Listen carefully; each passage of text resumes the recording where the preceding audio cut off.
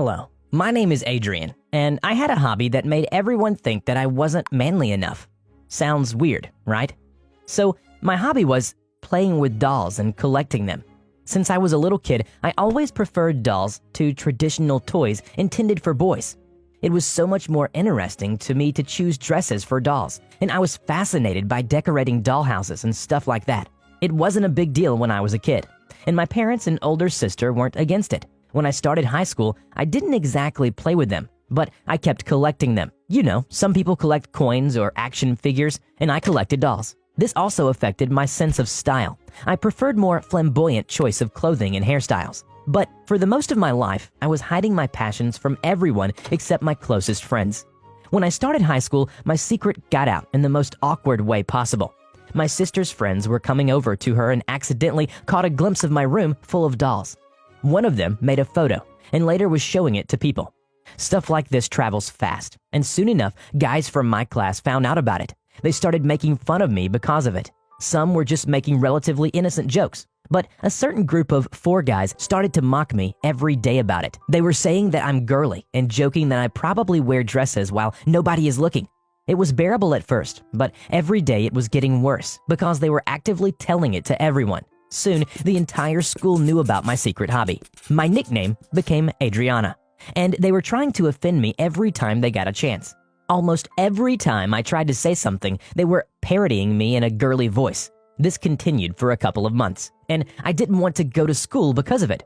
My sister was very sorry, and she stopped being friends with the girl who made a photo.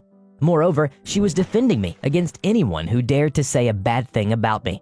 Later, I found photoshopped images of me with a lipstick and other girly stuff. I couldn't take it anymore. I didn't want everyone to think that I was too girly. So I tried desperately to appear more manly than I was. I started wearing darker clothing, reading about cars and stuff that I thought most of the boys liked. I even tried to talk with a lowered voice and be more aggressive, like mocking other guys too and making nasty jokes. But nobody would believe it if I still had my dolls.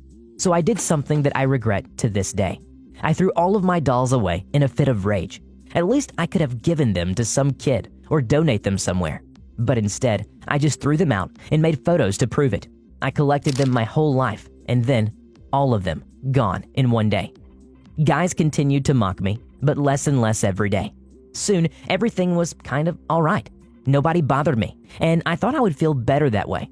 But honestly, I hated being like that every day. But I desperately wanted to be as manly as the other guys.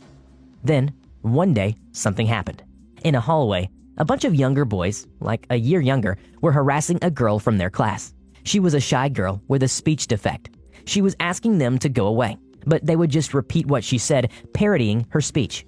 My classmates were standing not too far away, laughing and filming it on their phones. I joined them, but I didn't find it funny at all. I don't like conflicts, and even a thought of trying to stop it was terrifying for me. But if I wouldn't do it, then who would? So I started walking towards them.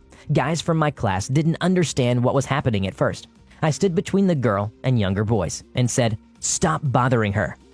They started mocking me. Oh, look, Adriana came to help. I came real close to one of them, like eye to eye, and said quietly, "Go away." He continued to mock me, but I just stood real close to him, not budging for an inch. Soon, they both got afraid and went away. My classmates continued to laugh and film it. I didn't care. I took the girl to the teacher and described the situation, and the teacher said that she was proud that we had such responsible young men in our school. For the next few days, I was thinking a lot about this situation. Guys who were so proud of their manliness didn't do anything. They were just standing and watching. And this is who I looked up to? This is who I wanted to be? So I said to myself, enough is enough. Soon, I bought myself new clothes, the type I always liked, flamboyant and colorful, and changed my hairstyle. When my classmates saw that, they started mocking me again. But I didn't care, because I knew that the only thing they could do is talk. But I still didn't have my dolls, and it was still bothering me. I didn't want to start collecting again, so I found another solution. I started sewing. I mean, if I like dressing my dolls and choosing clothing for them, why don't I do it for real people? I hope that by next year, I will be able to make a beautiful dress for my sister, because even if it was partly her fault for revealing my secret, she was supportive of me my whole life and stopped being friends with a girl who started it. Being manly or girly is not about how you dress or what you like, but about what kind of person you are. My sister is braver than any of my classmates, and that says a lot.